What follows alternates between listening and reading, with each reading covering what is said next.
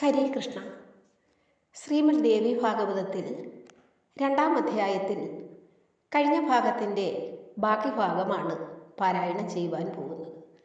കഴിഞ്ഞ ഭാഗത്ത് ഇത്തരം ഉര ചെയ്ത ശിഷ്യനെ പ്രശംസിച്ചിട്ട് ഉത്തരം സത്യവതി പുത്രൻ ഇങ്ങനെ ചൊന്നാൻ, ഇതാണ് പാരായണം ചെയ്ത് നിർത്തിയത്. ബാക്കി ഭാഗം പാരായണം ചെയ്യുവാൻ പോവുകയാണ്. ഓം ശ്രീ ലളിതാംബികായേ നമഃ. നന്നു നന്നായി വത്സ, നിന്റെ ഈ ചോദ്യമേറ്റം സന്ദേഹമില്ല. ഭക്തൻ ബുദ്ധിമാൻ ജ്ഞാനവാൻ നീ, ചേതസിൽ ഭക്ത്യാ ദേവി മഹാത്മ്യം കേട്ട മഹാപാതകി പോലും മുക്തനാകുമില്ല അതിൽ വാദം. നിനക്കിന്നത് കേൾപ്പാൻ ആഗ്രഹം മനക്കാമ്പിൽ ജനിച്ചില്ലയോ? മഹാഭാഗ്യവാനാകുന്നു നീ.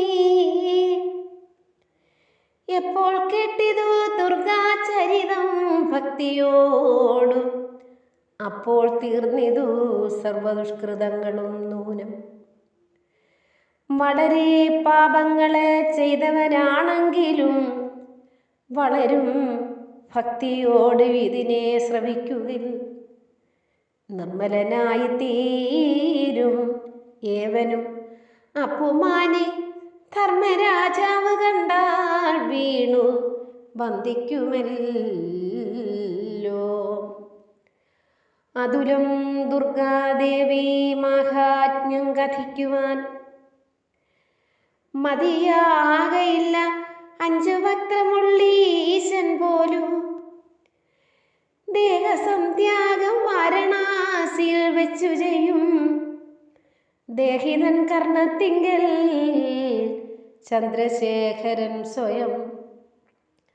താരക ബ്രഹ്മമെന്നു പേരായ ദുർഗാമന്ത്രം ഭൂരി കാരുണ്യമോടും ഉപദേശിച്ചിട്ടത്രേ നിർവാണം നൽകുന്നത്. നിർവാദം ധരിക്കണം സർവദാ ദേവി തന്നെ നിർവാണപ്രദായിനി. നിർവാണപ്രദങ്ങളാം നിശേഷമന്ത്രങ്ങൾക്കും സർവമംഗളയായ ദേവിയാകുന്നു ബീജം.